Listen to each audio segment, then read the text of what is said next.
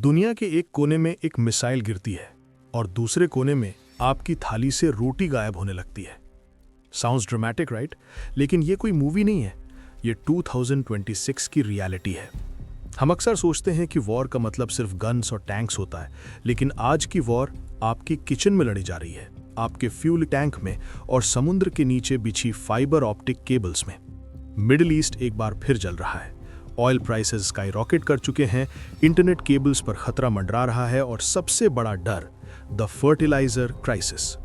सोचिए, अगर खाद नहीं होगी तो किसान फसल नहीं उगा पाएगा, और अगर फसल नहीं होगी तो अगला नंबर भूख का है। तो सवाल यह है कि क्या हम वर्ल्ड वॉर 3 की दहलीज पर खड़े हैं, या फिर ये एक नया कोल्ड वॉर है जहां बुलेट्स नहीं बल्कि सप्लाई चेन्स वेपन्स बन चुकी हैं।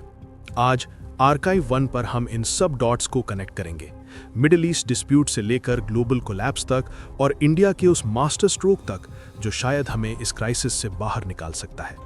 हिस्ट्री रिपीट होती है, लेकिन इस बार गेम ज्यादा कॉम्प्लेक्स है। जियोपॉलिटिक्स में एक टर्म होता है चोक पॉइंट्स। मिडिल ईस्ट में 2 ऐसे चोक पॉइंट्स हैं जहां से दुनिया का ऑयल ब्लड फ्लो करता है, सुएज कैनाल और straight of Hormuz. February 2026 tensions escalate होती हैं और ईरान एक बोल्ड मूव खेलता है, स्ट्रेट ऑफ हॉर्मुज को ब्लॉक करने की धमकी। ये इतना डेंजरस क्यों है? क्योंकि दुनिया का लगभग 20% ऑयल और 25% फर्टिलाइजर प्रोडक्शन इसी एक पतली सी वाटर लेन से गुजरता है। जैसे ही सप्लाई रुकती है, prices shoot up. Brent crude $125 cross कर जाता है। लेकिन असली कहानी ऑयल की नहीं है, असली कहानी है सॉइल की।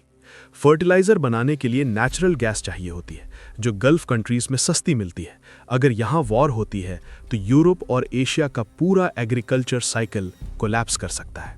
ये है द फर्टिलाइजर ट्रैप। अब लोग पूछ रहे हैं कि क्या ये वर्ल्ड वॉर 3 है? अगर टेक्निकल टर्म्स में बोलें तो ये ज्यादा कोल्ड वॉर 2.0 जैसा लगता है। पहले के वॉर्स में जमीन पर कब्जा होता था, आज के वॉर में कब्जा होता है डेटा पर, इन्फ्लुएंस पर और सप्लाई चेन्स पर। एक तरफ western block USA, UK, EU और दूसरी तरफ एक नया इमर्जिंग एक्सिस। और जब भी ऐसी इंस्टेबिलिटी आती है, कुछ लोग प्रॉफिट भी कमाते हैं। Energy giants, gas companies, oil exporters और वो देश जो ऑल्टरनेट ट्रेड रूट्स कंट्रोल करते हैं। लेकिन आम आदमी के लिए इट्स अ डिजास्टर। सोचिए, अगर सिर्फ 48 आवर्स के लिए इंटरनेट बंद हो जाए तो ग्लोबल इकोनॉमी आवर्स में कोलैप्स कर सकती है। अब सबसे इंपॉर्टेंट सवाल, इंडिया कहां खड़ा है? जब दुनिया पैनिक कर रही थी, इंडिया क्वाइटली अपनी स्ट्रैटेजी बना रहा था। 2 बड़े मूव्स। पहला, स्ट्रेटेजिक रिजर्व्स। इंडिया ने अपने ऑयल रिजर्व्स और फर्टिलाइजर स्टॉक्स को रिकॉर्ड लेवल्स पर फिल किया। आज हमारे पास 180 LMT का फर्टिलाइजर बफर है। मतलब जब दुनिया सॉल्यूशंस ढूंढ रही है, हमारे किसान रिलेटिवली सिक्योर हैं। दूसरा, मल्टी अलाइनमेंट। इंडिया किसी एक कैंप में नहीं गया। हम इजराइल के दोस्त हैं, ईरान के साथ रिश्ता है, रशिया और यूएसए दोनों के साथ डील्स चल रही हैं। ये है मॉडर्न डिप्लोमेसी। इंडिया अब सिर्फ स्पेक्टेटर नहीं है, India is becoming a stabiliser. दोस्तों, ये कॉन्फ्लिक्ट सिर्फ जमीन का नहीं है, ये रिसोर्सेज की सुप्रीमेसी की लड़ाई है। लेकिन हिस्ट्री एक बात क्लियरली बताती है कि जो देश सेल्फ रिलायंट होता है, वही ऐसे क्राइसिस से निकल पाता है।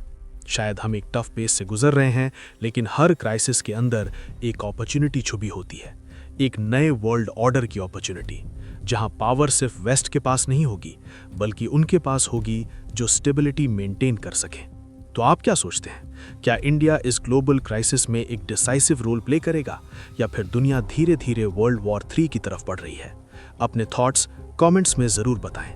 और अगर आपको ये डीप डाइव पसंद आया तो आर्काइव 1 को सब्सक्राइब करें, क्योंकि यहाँ सिर्फ न्यूज़ नहीं, न्यूज़ के पीछे की रियल स्टोरी मिलती है। क्योंकि सच तब समझ आता है जब हम डॉट्स कनेक्ट करते हैं। I'll see you in the next one. जय हिंद।